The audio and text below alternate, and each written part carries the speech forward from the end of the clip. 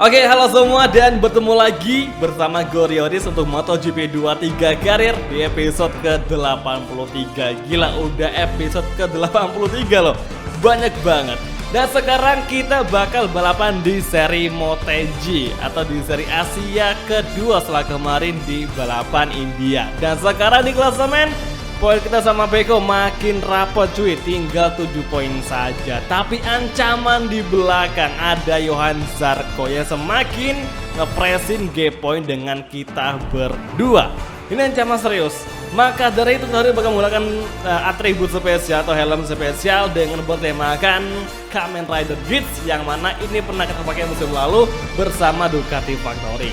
Jadi tiap balapan di MotoGP atau di seri Jepang kita bakal menggunakan atribut atau mungkin helm yang bertemakan seperti ini. Jadi ya supaya lebih semangat lagi dan pastinya supaya lebih menambah kemungkinan untuk kita meraih kemenangan di seri Jepang. Gak cuma helm aja, nomor start, kemudian sarung tangan, sepatu, pelindung lutut semua kita rubah menjadi warna putih ya, menyerupai Kamen Rider gitu. Ngomongin di MotoGP, lagi-lagi Johan Zarco ngebikin sebuah postingan dimana dia ya bakal ngebahas terus manuver kita yang kita lakukan di balapan kemarin ya. Pastinya ini bakal menambah kesangitan duel kita di lintasan. Di sosial media kita berantem, di lintasan kita juga harus lebih berantem lagi cuy. Makin semangat makin seru duelnya. Nah guys, singkat cerita di sesi kualifikasi berlangsung dengan kondisi turun hujan. Itu pun parah sekali dan terbukti kita gagal tembus di Kyoto untuk putaran pertama. Kemudian kita masuk ke pit dengan keinginan untuk mengganti settingan supaya bisa lebih kenceng di putaran kedua. Namun ternyata waktu tidak cukup, yang berarti kita gagal ngelakuin hot lap kedua, yang otomatis kita harus start dari urutan ke-23 cuy di Race GP Jepang. Ini hal yang sangat menyakitkan sekali karena baru ini kita ngelakuin kualifikasi yang sangat ampas sekali. Ya udah gak apa-apa, yang penting di race-nya kita bisa lebih gacor lagi.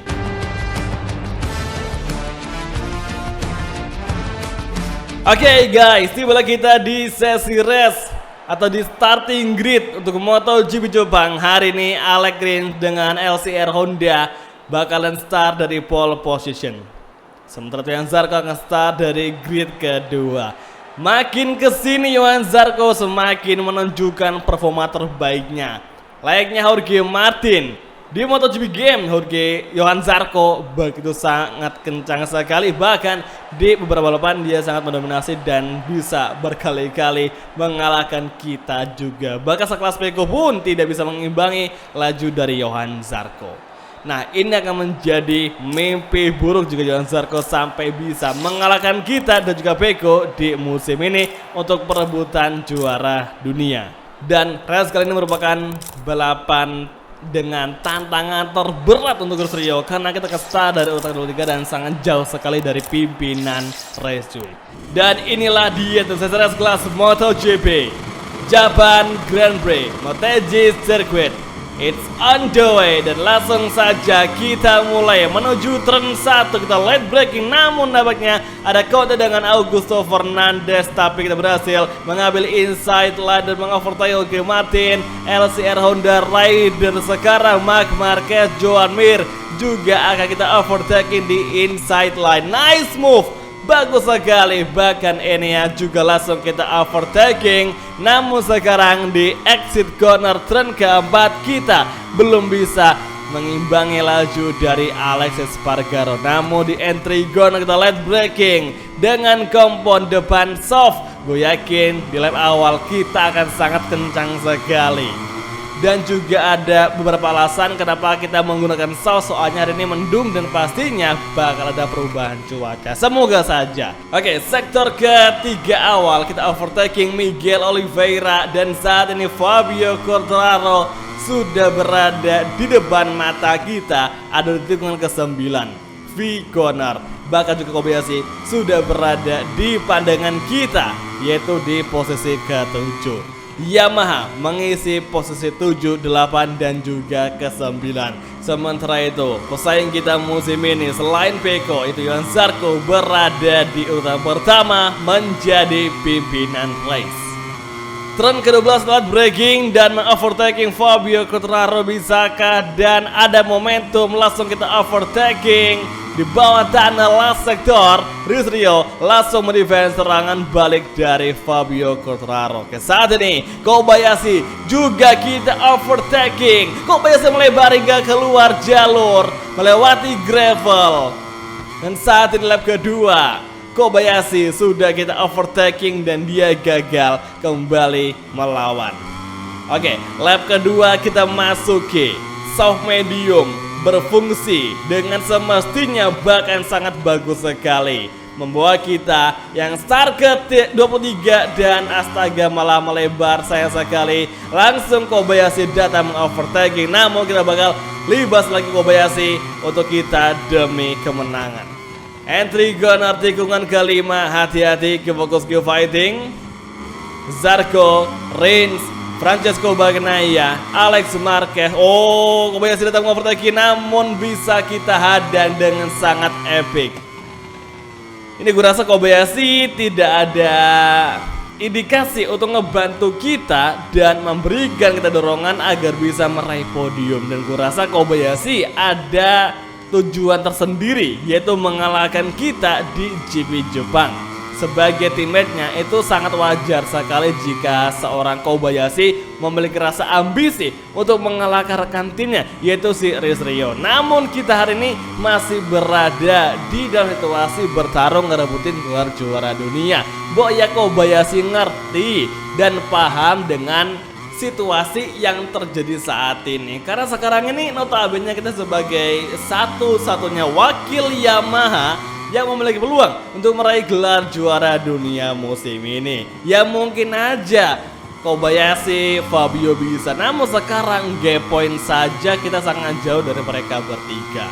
Jadi ya udahlah, apapun yang mereka lakuin kita bakal berusaha keras saja tanpa harus meminta bantuan dari Kobayashi atau mungkin dari rekan Yamaha lainnya. Yang jelas kita bakal berdiri di kaki sendiri. Oke, let's go. Lap ketiga kita masuki dan cuaca semakin mendung. Apakah di next lap akan terjadi flag to flag atau perubahan cuaca? Andai pun nanti ada perubahan cuaca, gue rasa race bakal sangat chaos sekali. Apalagi yang biasa kenceng di cuaca kering dan lemah di cuaca basah itu bakal mengalami struggle.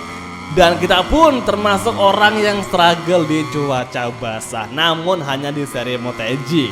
Semoga jadi track lainnya tidak sampai kita alami. Oke, sektor ketiga awal tikungan ke-8 entry Gunner, dan di belakang kita masih ada Kobayashi dan juga Fabio Quartararo. Apakah duo Yamaha yang di belakang berniat untuk mengalahkan kita di musim ini atau di race kali ini? Karena jika mengingat seorang Johan Zarco, orang dari Prancis, dan Fabio Quartararo dari Prancis juga, bukan tidak mungkin mereka punya suatu kerjasama yang kuat untuk menumbangkan kesempatan kita meraih titel juara bersama Yamaha untuk pertama kalinya. Dan jujur ya, persaingan di musim ini bisa gue bilang sengit sekali.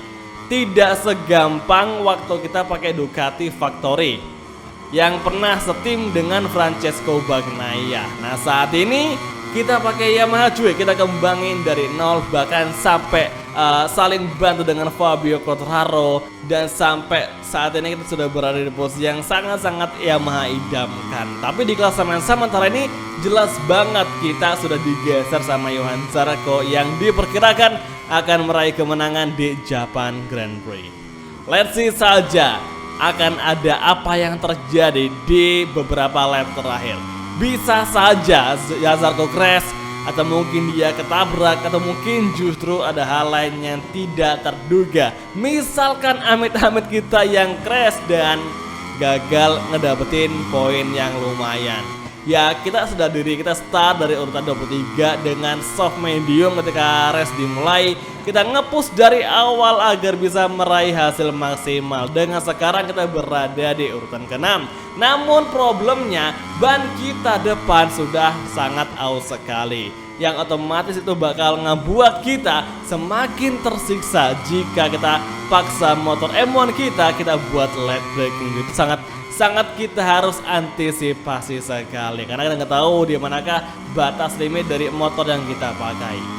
Oke, sekarang Kobayashi mulai menyerang dan sepertinya Kobayashi akan memberikan suatu serangan yang sangat ciamik di sisa balapan GP Jepang. Gue rasa ada alasan kenapa Kobayashi tampil kuat cuy dan berusaha keras ngalahin kita di sini karena ini merupakan home race-nya yaitu di Jepang dan Kobayashi masuk mengovertaking mendefend kita di inside line dan di exit corner. Apakah Kobayashi bisa mengalahkan Rizryo? Side by side terjadi. Teammate di Movistar MotoGP berduel keras berebut posisi ke-7 untuk Japan Grand Prix. Tidak bisa kita hempaskan begitu saja karena Kobayashi juga sangat kuat di home race-nya yaitu di sirkuit MotoGP.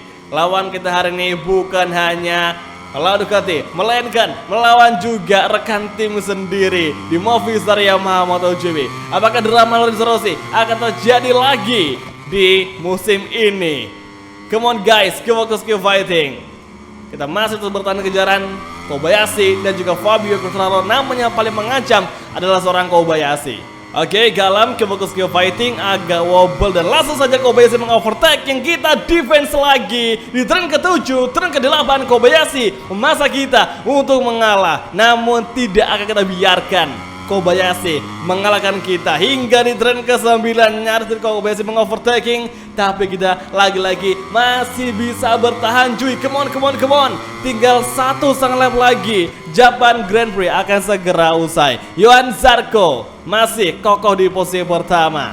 Kobayashi datang mengovertaking di exit corner, side by side terjadi duel epic rekan tim di Movistar MotoGP hingga di turn ke-11 Rizryo late break sehingga bisa masuk di turn ke-11 lebih awal daripada Kobayashi. Tapi di lap ke-6 bisa saja Kobayashi datang mengobrak-ngabrik posisi kita. Oke, last corner exit menuju lap ke-6 MotoGP Japan Grand Prix. Kobayashi menyusul dari belakang di first corner. Oke, hati-hati, baru udah habis sekali dan Kobayashi datang mengovertaking, memblok pas kita dan di exit corner turn kedua kita mencoba slip trim sembari berusaha late braking cuy. Kita blok pas lagi Kobayashi, namun kita melebar kembali ke racing line dan naik sekali. Oke, Kobayashi sudah berada lagi-lagi di posisi ke-7. Oke, kita mengovertaking di entry tikungan ke-5 cuy. Kita late break, perlahan masuk di inside dan langsung kita battlekan, namun ternyata belum dapat.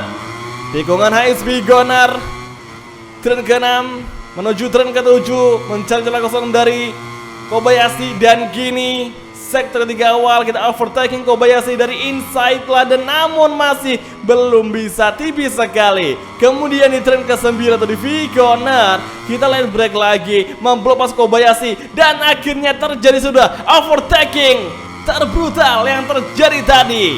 Fabio Quartararo di posisi 9. Nampaknya Yamaha akan segera mengancam kita. Oke, hati-hati dan Kobayashi masuk mengovertaking dan kembali Kobayashi mengambil alih posisi ke-7. Namun Fabio Quartararo belakang juga menyusul. Hati-hati, keep focus, keep fighting menuju turn ke-11. Kita overtaking perlahan Kobayashi. Kita memblok pas dan agak melebar. Come on. Oke, nice. Kita overtaking. Namun Kobayashi masuk mengovertaking di sini di last sector. Kita overtake kembali guys, kawan-kawan. Come on. Last corner masih tipis sekali dan menuju finish line. Akhirnya Rizryo meraih kemenangan untuk duel dengan Kobayashi. Perebutan posisi ke-7. Wah, gila cuy, Kobayashi, what happened? Harusnya dia ngebantu, malah nyerang habis-habisan lo ini. Dan Johan Zarco meraih kemenangan. Alex Rins di posisi kedua dan Pecco stay di zona podium. Gila, gokil. Zarco menang cuy. Astaga, ini kayaknya musim ini bakal epic sekali karena Zarco udah se-powerful ini cuy. Bahkan Pecco sudah nggak bisa ngebendung serangan dan performa dari Johan Zarco. Kobayashi gila, gokil. Baru kalian Kobayashi tampil seagresif ini melawan kita cuy, duel habis-habisan. Ini bakal seru sekali gue jamin, apalagi balapan tinggal beberapa seri lagi.